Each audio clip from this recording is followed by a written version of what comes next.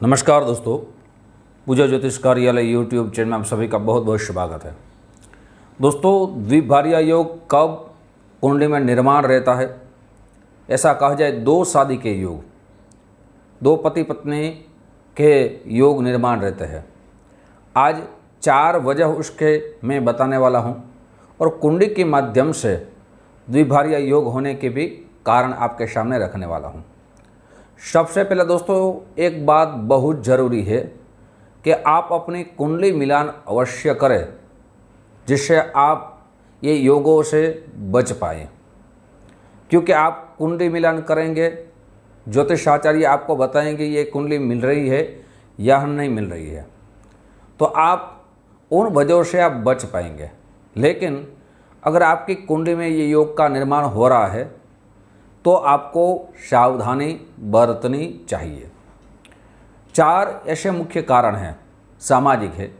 जो पहली वजह है वो है दोनों पति पत्नी के विचार नहीं मिलते, साथ साथ दोनों की चॉइस नहीं मिलती, दोनों के स्वभाव नहीं मिलते, तभी यही कारण से दोनों अलग हो जाते हैं। ये अक्सर देखा गया है। दूसरी वजह यह है, संतान नहीं होने के कारण कई जगह देखा गया है कि संतान नहीं होने के कारण दूसरी शादी करते हैं और द्विभार्या योग का निर्माण रहता है।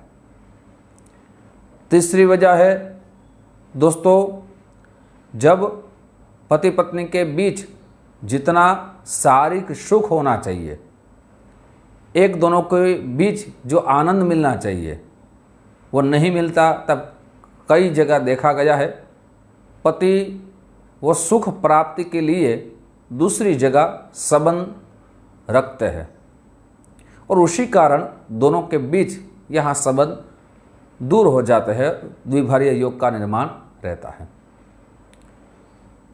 चतुर्थ जो कारण है वो भी कई जगह देखा गया है कि एक पति का अवसान हो गया, बीमारी का कारण उसका अवसान हो गया या एक्सीडेंट में उसका अवसान हो गया, किसी ने वजह से पति का एक्सीडेंट हो गया या पत्नी का एक्सीडेंट हो गया, तब दूसरी शादी करते हैं, तब द्विभार्या योग माने 2 शादी के योग यहाँ निर्माण रहते हैं।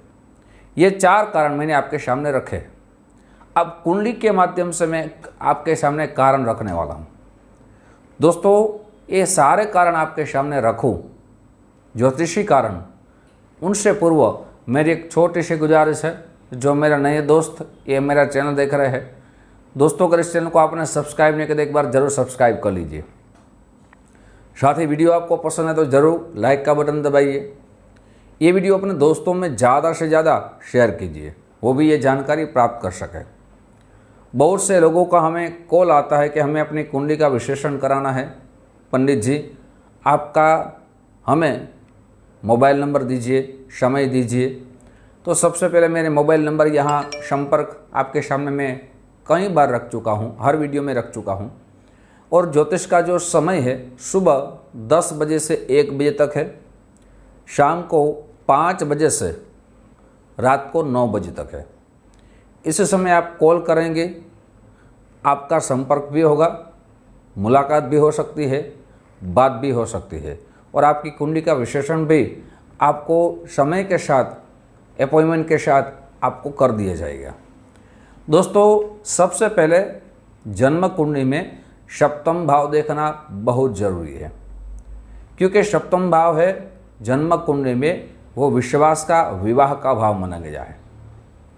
अगर सप्तम भाव में पाप ग्रह युति कर रहे हैं, पाप ग्रह जैसे शुक्र के साथ राहु युति कर रहे हैं, शुक्र के साथ केतु युति करते हैं, तब अक्सर देखा गया है कि दोनों के बीच जितना प्यार होना चाहिए, जो अच्छे सुख की कामना करते हैं, जो शयन सुख की कामना करते हैं, वो कहाँ दोनों में कमी रहती है। उसी वजह से एक पति हो या पत्नी हो, वो दूसरी जगह संबंध रखते हैं और उसी कारण दोनों के बीच में यहाँ अलग होने की संभावना बढ़ जाती है।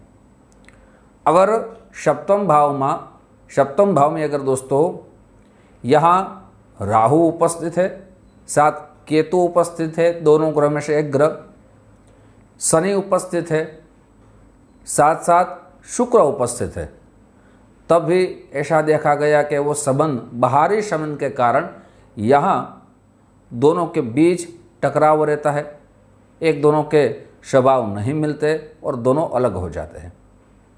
अगर सप्तम भाव का मालिक पाप ग्रह के साथ चतुर्थ भाव में, द्वादश भाव में, प्रथम भाव में युति करते हैं, तब भी यहाँ अलग होने की संभावना बढ़ जाती है।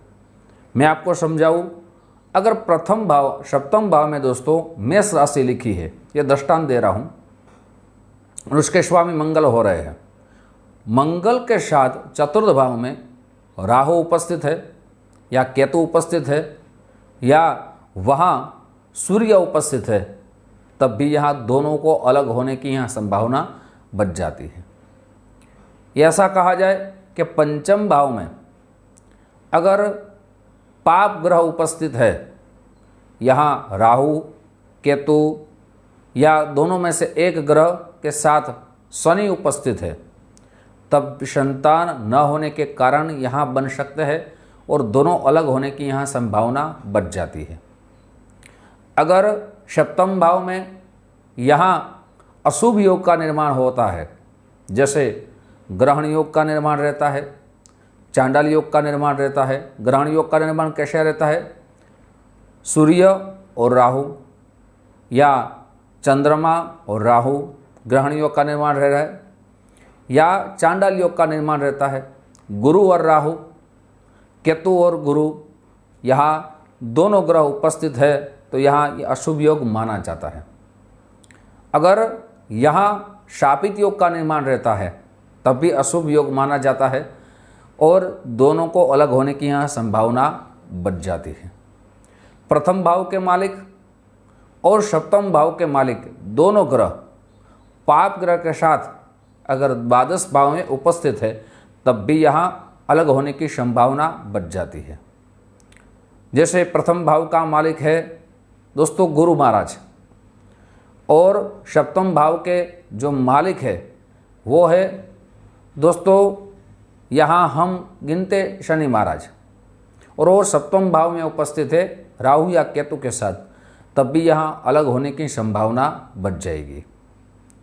अगर सप्तम भाव में यहाँ अशुभ योग के साथ चतुर्थ भाव में और द्वादश भाव में कोई पाप ग्रह उपस्थित है, तब भी यहाँ अलग होने की संभावना बच जाती है।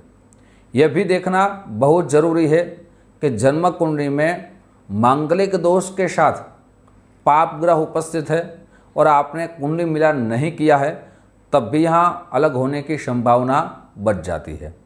तो मांगलिक दोष किसको कहते हैं?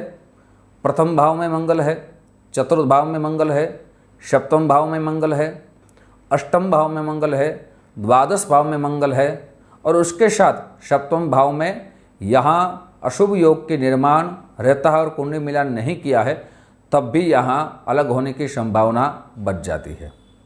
साथ ही जब जन्म कुंडली मिलान करते हैं, द्वितीय भाव को देखना चाहिए, साथ ही पंचम भाव को देखना चाहिए, सप्तम भाव को देखना चाहिए, अष्टम भाव को देखना चाहिए, द्वादश भाव को यहाँ देखना चाहिए, क्योंकि दोस्तों द्वितीय भाव है वो परिवार का भाव माना गया है, पंचम भाव है वो संतान का भाव माना गया है, सप्तम भाव है ये दोस्तों दोनों का विवाह का विश्वास का भाव माना गया है, अष्टम भाव है वह आयुष्य का भाव माना गया है, और द्वादश भाव है वो शयन सुख का भाव माना गया है। इनमें से कोई भी अगर यहाँ पाप ग्रह के साथ युति कर रहे हैं और जन्म कुंडली मिलान आपने नहीं की, तब ये वजह के कारण दोनों अलग होने की संभावना बच जाएगी। दोस्तों आपके सामने मैंने कुछ योगों की बात की है, ऐसे ही मैं आपके सामने ज्योतिष की बातें रखता रहूँगा। आप जो हमें प्यार दे रहे हैं उस प्यार के लिए आप सभी को दिल से बहुत बहुत धन्यवाद। यूट्यूब के माध्यम से फिर हमारी मुलाकात होगी। जय श्री कृष्ण महादेव।